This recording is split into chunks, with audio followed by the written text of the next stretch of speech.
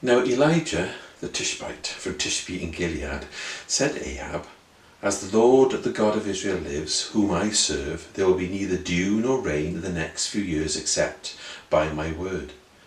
Then the word of the Lord came to Elijah, "Leave here, turn eastward and hide in the Kerith ravine east of the Jordan. You will drink from the brook, and I have directed the ravens to supply you with food there." So he did what the Lord had told him. He went to the Kerith ravine east of the Jordan and stayed there. The ravens brought him bread and meat in the morning, and bread and meat in the evening, and he drank from the brook. Sometime later the brook dried up because there had been no rain in the land.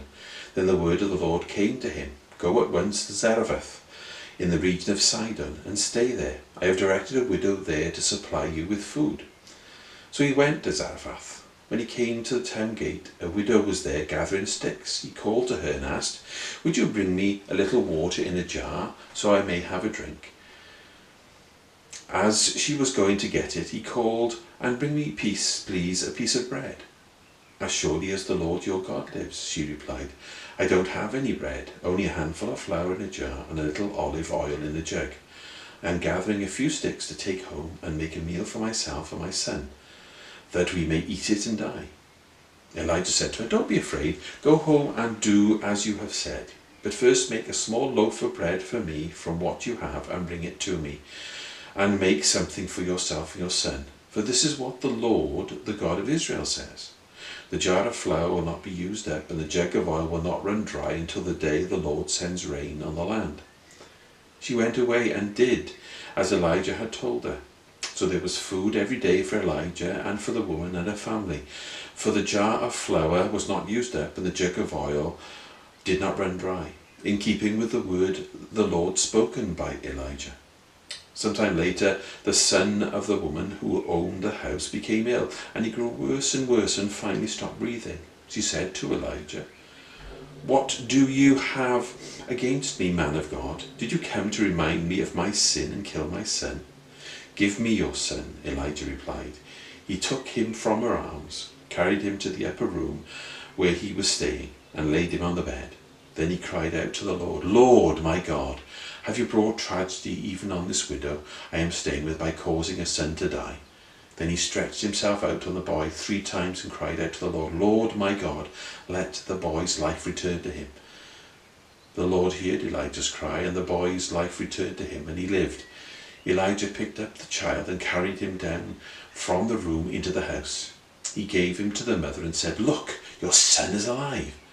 Then the woman said to Elijah, "Now I know that you are a man of God, and that the word of the Lord from your mouth is the truth." I have a question to ask you, and I wonder what your response will be. Are you alive? You may say, "Well, of course I'm alive. I don't understand the question. It's silly. It makes no sense." But how do you know that you are alive? And do others see that you are alive? Perhaps we would all like to say that we are alive, but are we alive by this world's standards or by God's? I don't know about you, but I was dead for 36 years of my life, but thanks be to God, He was willing to give me a new life. This does not mean I did not experience the good things of life. I grew, I developed, I was employed, I got married, I had children, but I really didn't know anything about real life. Let's look at our Bible reading. "As surely as the Lord our God lives," she replied, "I don't have any bread, only a handful of flour in a jar and a little oil in a jug. I am gathering a few sticks to take home and make a meal for myself and my son, that we may eat it and die." Do you think this woman was alive? Let's look at her plan. She intended to live a little longer in her physically in her adversity, to consume what little resources she had left with her family and then die. The reason for this was because she felt bereft. She didn't have any hope. The small measure of comfort was completely absent from her life, and she felt that she did not have a secure future. Was this the action of someone who was alive or dead? The widow in this story had already embraced death, and not only for herself, but she was determined to take others with her. Is your life like this? Is this your plan? Are you saying to yourself, well, soon I can depart. I have had my time. Things are tough for me. I don't want to go on. No one will notice when I've gone anyway, and no one needs me. I have nothing to look forward to. Are these the thoughts and actions of someone who is alive or dead? Are you alive in Jesus, or are you dead into the world? Jesus came into this world to set us free, so that you can be alive, so that you can know joy, so you can understand who and what you are and have hope. Are you able to say this day, Christ is in me and I'm alive in him?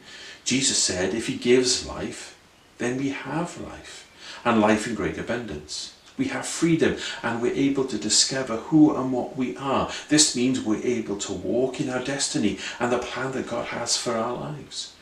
We're not bound by this earth and the old laws which bind us to it, which is the old covenant. Rather, we live and we exist in the new law, which is the new covenant of Jesus Christ, his kingdom.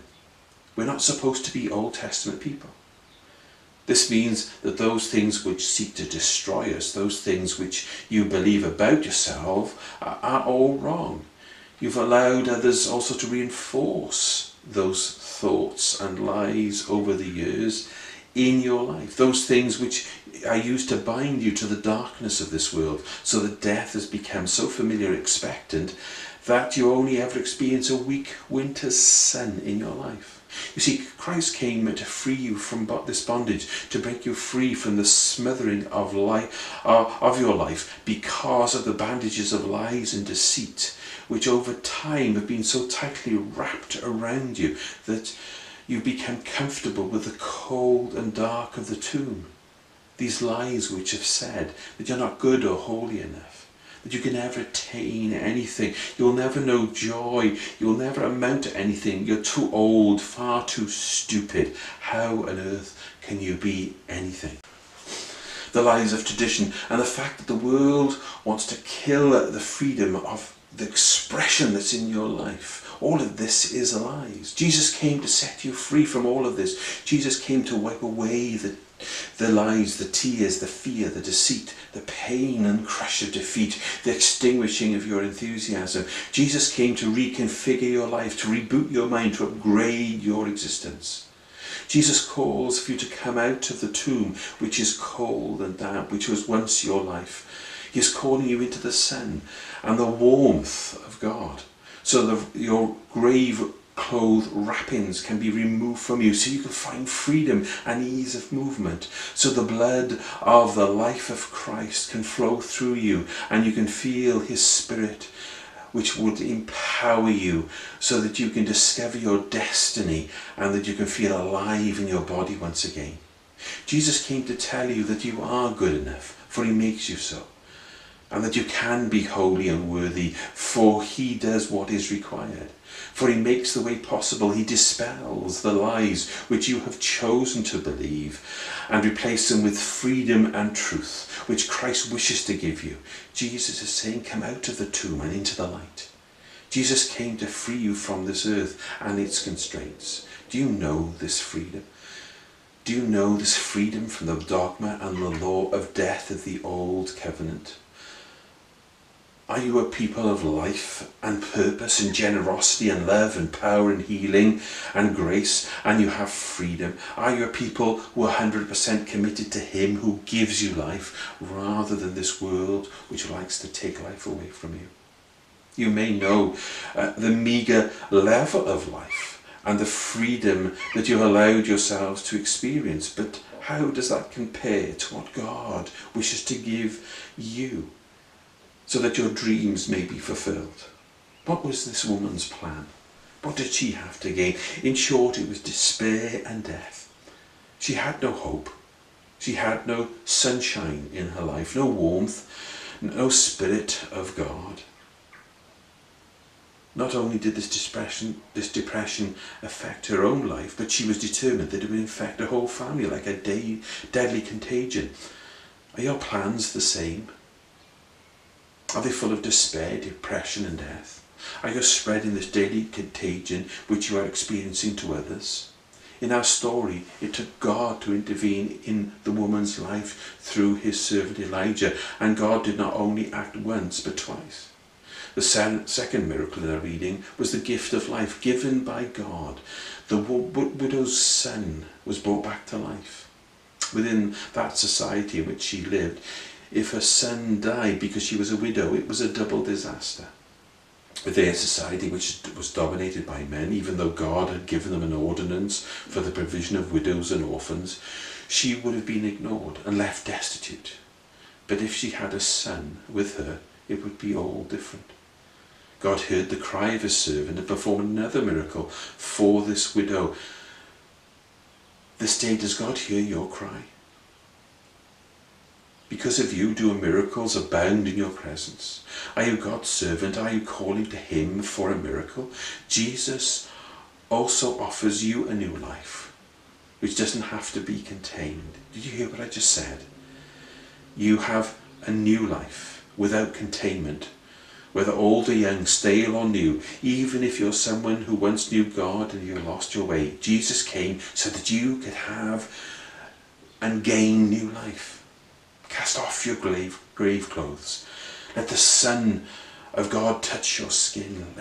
Let you feel the warmth of his sunshine, of his life, which is eager to caress your soul, your body, your mind, and feel the vigour of God through the power of his Spirit enter you, so that his might, his holiness, his Spirit, so that you can discover your destiny and purpose and live the life that you deserve and need to have.